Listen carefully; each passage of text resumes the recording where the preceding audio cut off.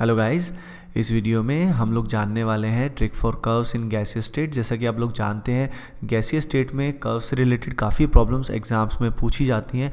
तो शुरू करते हैं हम सबसे पहले वॉल्यूम टेम्परेचर ग्राफ से। ठीक है, अब इन सब ग्राफ्स को समझने के लिए हमें जो आइडियल गैस इक्वेशन होती है अपनी PV is equal to NRT, उसी का अच्छे से यूज़ करना पड़ेगा। अब इस अगर पहले कर्व की बात करें तो इस केस में प्रेशर जो है हमारा, वो प्रेशर एक कांस्टेंट वैल्यू पे फिक्स किया हुआ है। उसके अलावा जो अमाउंट ऑफ गैस है वो भी क्या है, फिक्स है। तो एन भी यहाँ पे फिक्स्ड है और यहाँ पे पी भी फिक्स्ड है और आर तो हमारा गैस कांस्टेंट हो गया, तो ये तो फिक्स ऑटोमेटिकली हो गया। तो अगर हम यहाँ पे वी और टी में रिलेशन निकालें तो that will come out to be V is equal to n r by p into t. अब ये हमारा एक कांस्टेंट हो गया और V जो है इसको y मान लेते हैं और t को हम मान लेते हैं x और इसको मान लेते हैं हम एक कांस्टेंट। तो इसके बेसिस पे हमें क्या मिल गई, एक इक्वेशन मिल गई स्ट्रेट लाइन की। यानी यहाँ पे जो V और t में रिलेशन होगा that will be straight line. और जो स्ट्रेट लाइन है इसका इंटरसेप्ट फॉर्म से अगर हम देखा जाए कि इंटरसेप्ट फॉर्म के हिसाब से इसका जो c है उसकी वैल्यू 0 है। यानी ये जो कर्व है वो कहाँ से पास करेगा, इस ओरिजिन से पास करेगा, that will pass through the origin. अब इस केस में जो कर्व आएगा that will be straight line. इसका स्लोप आपको ऑलरेडी पता है, तो उसका स्लोप जो आएगा that will be n r by p. तो कर्व जो आएगा that will be something like this, और इसमें जो इसका स्लोप आने वाला है that will be equal to n r by p. इस तरीके से हम कर्व्स ड्रॉ करते हैं। आइए अब सॉल्व करते हैं क्वेश्चन। इस क्वेश्चन में आपको 3 कर्व्स गिवन है। This is the curve number A, this is the curve number B and this is the curve number C. ये 3 कर्व्स आपको मेंशन्ड है। अब जो कर्व नंबर ए है, यहाँ जो गैस का प्रेशर है उसको मान लेते हैं P1, यहाँ गैस का प्रेशर मान लेते हैं P2 और यहाँ गैस का प्रेशर मान लेते हैं P3। तो आपसे पूछा गया है कि P1, P2, P3 में रिलेशन क्या है। यानी आपके पास 2 ऑप्शन यहाँ पे है, एक तो है P1 greater than P2 greater than P3 और दूसरा ऑप्शन अपने पास है P3 greater than P2 greater than P1। तो ये 2 ऑप्शन आपके पास है, तो इसको आप ट्राई कीजिए पहले अपने आप, फिर मैं आपको ट्रिक बताता हूँ कि कैसे ऐसे क्वेश्चंस को हैंडल करते हैं। तो देखिए, ऐसे क्वेश्चंस में या तो हम एक हॉरिजॉन्टल लाइन ड्रॉ करते हैं या एक वर्टिकल लाइन ड्रॉ करते हैं। जैसे हमने यहाँ पे एक हॉरिजॉन्टल लाइन ड्रॉ कर दी इस तरीके से। ठीक है, हॉरिजॉन्टल लाइन ड्रॉ करने का मतलब क्या है, इस पर्टिकुलर पॉइंट पे जो वॉल्यूम है उसको हमने क्या कर दिया, कांस्टेंट कर दिया। Volume has been made constant. Temperature यहाँ पे वेरी कर रहा है। अब देखिए वही इक्वेशन की बात करते हैं, PV is equal to NRT। यहाँ पे अमाउंट ऑफ जो गैस है दैट इज़ कांस्टेंट, तो N की वैल्यू कांस्टेंट होगी। वॉल्यूम यहाँ पे कांस्टेंट हो गया, R तो कांस्टेंट होगा ही। यानी P जो है it is directly proportional to temperature. जितना टेम्परेचर इंक्रीज होगा उतना ही प्रेशर भी इंक्रीज होगा। अब यहाँ पे अगर आप ध्यान दें तो ये जो T है दिस इज़ T3। इस पॉइंट पे अगर हम टेम्परेचर की बात करें तो दैट विल बी T3। इस पॉइंट पे अगर हम देखें तो दैट विल बी T2 और इस कर्व में अगर हम देखें दैट विल बी T1। जैसे कि आप जान सकते हैं, जैसा कि आपको क्लियरली दिख रहा है कि भाई T3 जो है it is greater than T2, it is greater then T1। तो टेम्परेचर इंक्रीज होगा तो साइमल्टेनियसली प्रेशर विल ऑल्सो भी increase. So the correct answer will be P3 greater than P2 greater than P1। तो इन questions में इस तरीके से हम कर सकते हैं। इसी में अगर हम वर्टिकल लाइन ड्रॉ करते हैं तो भी ये क्वेश्चन हमारा हो जाता है। लेटर से हमने वर्टिकल लाइन ड्रॉ कर दी। वर्टिकल लाइन ड्रॉ करने से हमारा टेम्परेचर कांस्टेंट हो जाएगा। अगर हमने टेम्परेचर कांस्टेंट कर दिया तो आप खुद सोचिए, तो ऐसे केस में क्या होगा, sorry PV is equal to NRT। ऐसे केस में टेम्परेचर कांस्टेंट है, NR तो कांस्टेंट है ही, तो PV is equal to constant. ठीक है, तो P is inversely proportional to volume. अब आप देख सकते हैं इस केस में जहाँ वॉल्यूम ज़्यादा हो रही है वहाँ प्रेशर क्या हो जाएगा, कम हो जाएगा। तो यानी यहाँ पे P3 वाले केस में वॉल्यूम क्या है, लोवेस्ट है, तो प्रेशर क्या होगा, हाईएस्ट होगा। तो दोनों ही तरीके से हम ऐसे प्रॉब्लम्स को सॉल्व कर सकते हैं किसी भी कर्व में। आइए अब ड्रॉ करते हैं अगला आइसोथर्म, अगला आइसोबार। अगले जो कर्व है इसमें हमको वॉल्यूम और टेम्परेचर जो है इसका कर्व ड्रॉ करना है। लेकिन यहाँ पे टेम्परेचर जो है that is given in degree centigrade. तो ऐसे केस में हम क्या करेंगे, तो देखिए, तो जैसे कि आप जानते हैं PV is equal to NRT जो है, इसका यूज़ हम इस केस में करेंगे। अब यहाँ पे प्रेशर जो है that is constant, N is constant, R is constant. So V को हम कह सकते हैं V is equal to K into t. ये जो NR बाई पी है ये क्या हो गया, कांस्टेंट हो गया। अब ये जो T होता है ये केल्विन में होता है। अगर इसको हम कन्वर्ट करेंगे किस में, डिग्री सेंटीग्रेड में, तो ऐसे केस में क्या आ जाएगा, T और हो जाएगा डिग्री सेंटीग्रेड प्लस क्या हो जाएगा 273। तो यानी टी केल्विन आप सभी को पता है, टेम्परेचर को केल्विन में अगर कन्वर्ट करना होता है डिग्री सेंटीग्रेड से तो हम क्या करते हैं 273 ऐड करते हैं। तो ऐसे केस में जो इक्वेशन आएगी हमारे पास वो आएगी V इज इक्वल टू के into T degree centigrade plus 273 into के।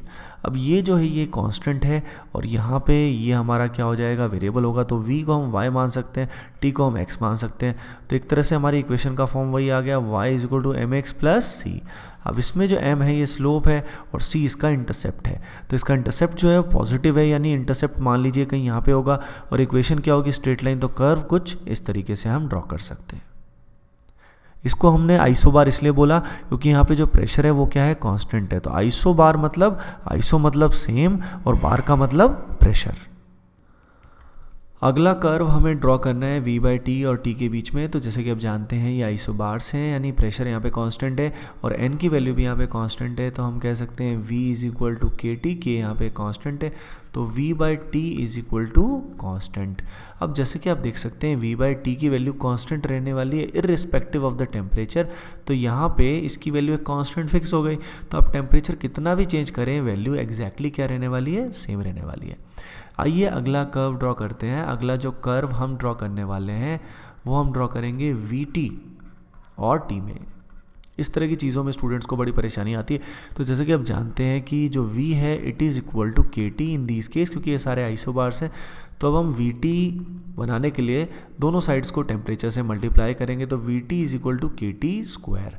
अब यहाँ पे अपने को वी टी और टी में क्या निकालना है, रिलेशन निकालना है। तो वी टी को हम y मानेंगे और t को हम x मानेंगे। तो वी टी हमारा y हो गया और t हमारा x हो गया। तो y इज इक्वल टू के इंटू एक्स स्क्वायर हमारी इक्वेशन आ गई। अब ये जो इक्वेशन होती है ये होती है पैराबोला की और यहाँ पे ओरिजिन से कर्व स्टार्ट होगा, क्योंकि जब x इज इक्वल टू 0 तो y इज इक्वल टू 0। तो कर्व जो आएगा वो कुछ इस तरीके से पैराबोलिक कर्व आएगा। अब मान लीजिए अगला जो कर्व है वो हमें ड्रॉ करना है we T and T square के बीच में, ठीक है। तो देखिए ऐसे केस में वी टी और टी स्क्वायर में रिलेशन हम पिछले केस में ही निकाल चुके हैं, वो ये आ रहा है। तो वी टी को हमें मानना पड़ेगा y और टी स्क्वायर को हमें मानना पड़ेगा x। ऐसे केस में जो इक्वेशन आएगी that will B of straight line. तो कर्व कुछ इस तरीके से आएगा। अगला जो कर्व हम ड्रॉ करने वाले हैं वो हम ड्रॉ करेंगे वॉल्यूम एंड 1/t के रिस्पेक्ट में, इन दोनों के बीच में हम कर्व को ड्रॉ करेंगे। तो देखिए यहाँ पे v जो है it is equal to k T, क्योंकि हम आइसोबार्स की बात कर रहे हैं। अब इस केस में हम इसको ऐसे लिख सकते हैं कि v इज इक्वल टू के डिवाइड बाय 1/t। इसमें v जो है हमारा क्या है, y है और 1/t हमारा x है। तो y और x में इन्वर्स रिलेशन है। ऐसे केस में रेक्टेंगुलर हाइपरबोला वाला कर्व यानी समथिंग लाइक दिस, इस तरह का कर्व आएगा। ओके मान लीजिए अभी हमें निकालना है जो कर्व हमें ड्रॉ करना है वो ड्रॉ करना है v and under root t में।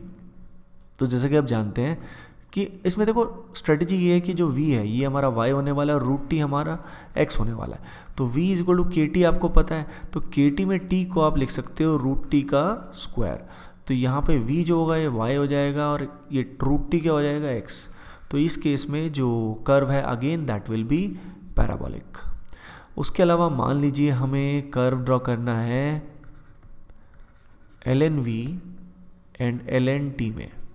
तो ऐसे केस में क्या होगा, तो देखिए v is equal to k T आपको पता है। तो ऐसे केस में इसका जो लॉग है ln जो है वो हम लेंगे, लॉग हम लेंगे तो ln v आएगा that is equal to ln k plus ln t, ठीक है। अब ln v हमें पता है ये क्या है, y, और ln k तो एक कांस्टेंट है, इसको k डैश मान लो, प्लस ln t हमारे लिए क्या हो जाएगा, x हो जाएगा।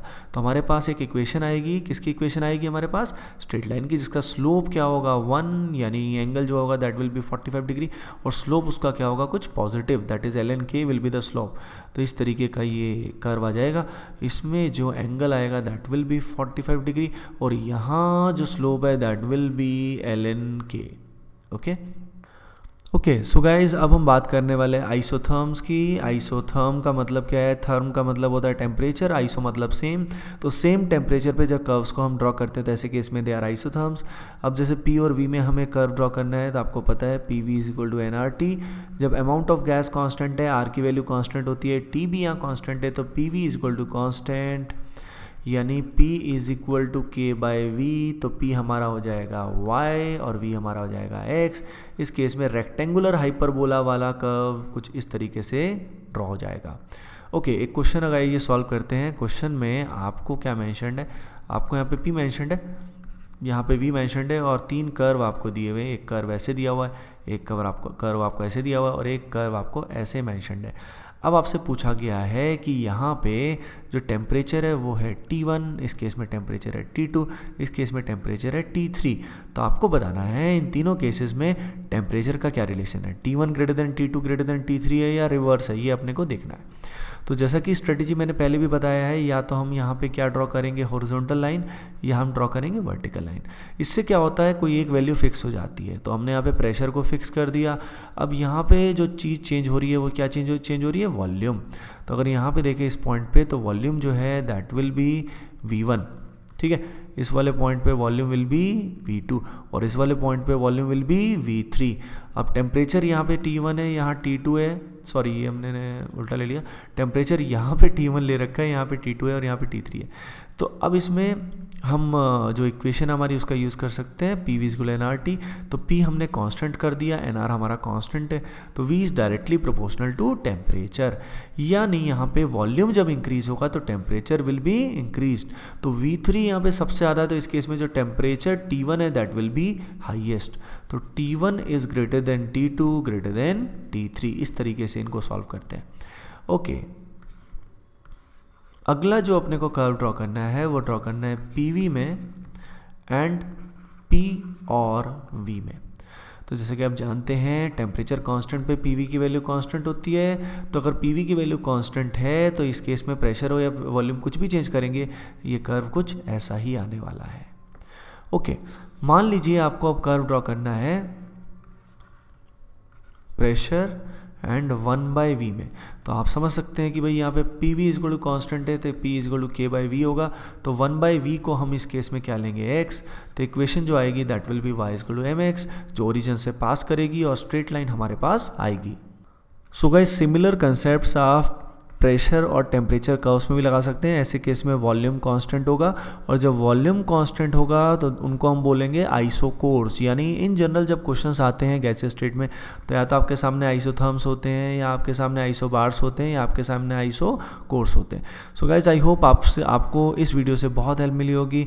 अगर आपको हेल्प मिली है तो ज़रूर कमेंट करके बताइए कि आपको कितनी हेल्प मिली, आपको समझ में आया या नहीं आया।